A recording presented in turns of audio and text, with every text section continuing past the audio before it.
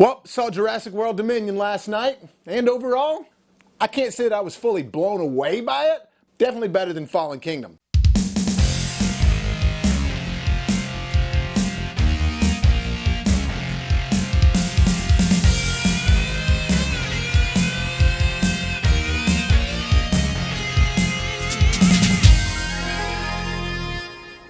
What up, guys? Bobo here with BrassReel Brothers. And thanks for coming back for some more popcorns.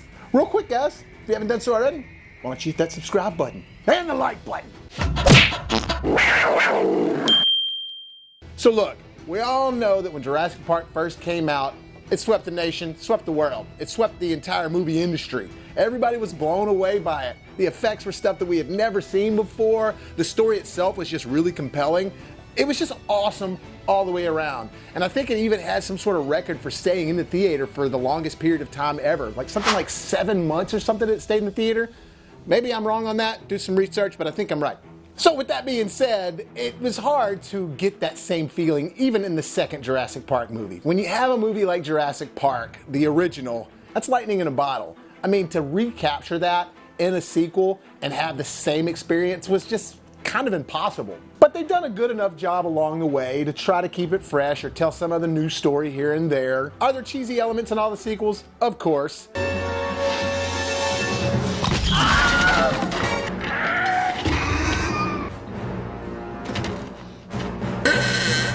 But I do think as a whole, they're enjoyable and it's a good enough franchise. I won't get into my rankings or anything like that. I've actually got another video that you can watch, this Jurassic World franchise discussion with my partner Andrew. This video, I'm just gonna tell you real quick my thoughts about the movie, no spoilers whatsoever. So like I said, it was enjoyable. I thought it was better than the last one. However, it just wasn't epic. This is supposed to end the franchise, supposedly. Yeah, I guess we'll see on that one. But for something that's supposed to end 6 films, this just wasn't quite as epic as I wanted it to be.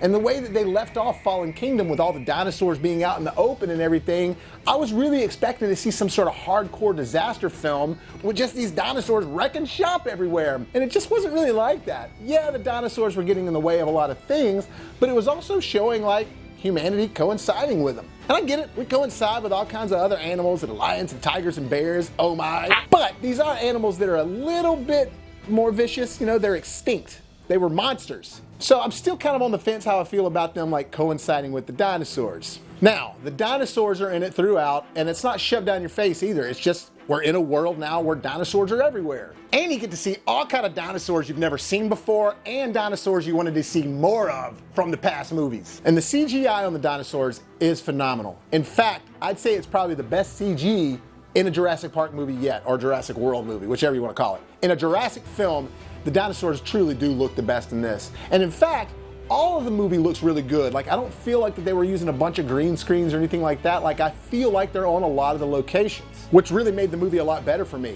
Another thing I really liked about the movie is the way they didn't just shoehorn in the plot line. Like at the beginning of Fallen Kingdom, it was just like, oh, hey, here's Owen again working on his house, and oh, hey, the dinosaurs are about to burn on an island. Next thing you know, they're on the island, and they're going underwater in that sphere, and they're having to save stuff, and the dinosaurs are burning up.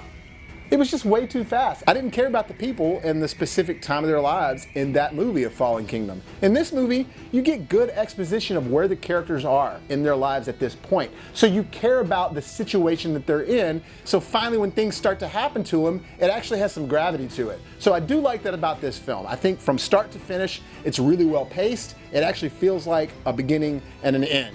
Another thing I really like is all the cast members from the old films and stuff like that weren't just shoehorned in as some sort of cameo or shoehorned in at a point in the movie. No, they're all fully a part of the plot line, which to me, that was a big deal. I'm glad. I didn't want to just see a moneymaker like, oh, get ready, here they go, they're gonna show up and help save the day. No, the whole movie is about all of them. Another thing I really liked about the movie that they changed from the last one is that girl, the clone little girl that got thrown into the mix. Another thing I felt like they just shoehorned in and shoved it in halfway of the movie, and I felt that it was out of place. The girl has a way better place in this movie. She's a significant part of the plot line, and it just makes more sense, and it's just better. Is her acting all that great? Probably not, but it still works for the movie. It's directed by Colin Trevorrow, and all of the cast are great in it. They really are. They feel like the same characters you saw in other movies. especially Goldblum. Goldblum's character and all of his one-liners are just hilarious throughout the entire film. I really loved him in this one. One of the cast members I didn't mention earlier though was DeWanda Wise. She plays Kayla Watts in this. Not only is she beautiful and a great actor, but she was a real standout character in this movie. I really enjoyed her personality, her delivery of all of her lines and everything. She just had a cool, quippy, smart-ass way about her that really worked for me, and I found her kind of stealing the show a little bit between all the actors. I guarantee you're going to see her in more stuff. I'm a fan. And they do some cool stuff too, going back to the original film, things that you might have had some questions on. Again, this is not a spoiler review, so I'm not going to get into that, but all that is there. If you're wanting some connection to not only the Jurassic World films, but the Jurassic Park films, it's there, and so all that really works. With all that being said, the third act to me was just a little dull. Could have been more epic. It kind of felt like all these things were going on and leading up to this major, awesome, badass scene we're about to see, and then it's over. And for me, the last film in the franchise, it just should have been way more epic, like Endgame or something. Like, I really felt like we should have just been watching this potential disaster unfold, and it just, you know, hangs on at the end and they finally save the day. But it just wasn't like that. It just sort of was like, it's over.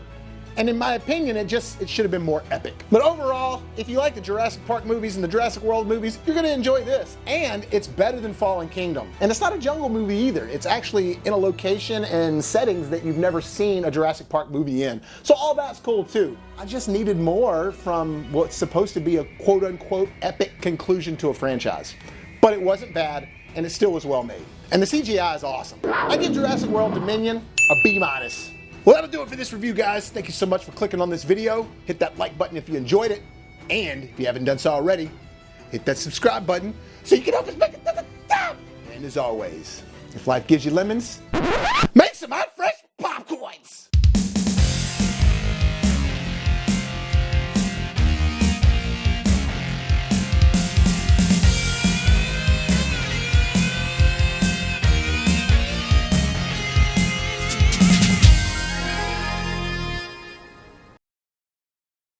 You made a promise to a dinosaur. Yeah. What?